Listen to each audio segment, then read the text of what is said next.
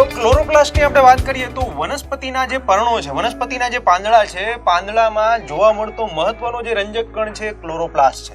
એટલે સૌપ્રથમ આના વિશે આપણે કહેવું હોય તો કહી શકાય કે વનસ્પતિના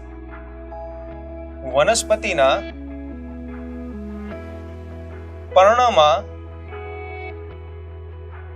જોવા મળતો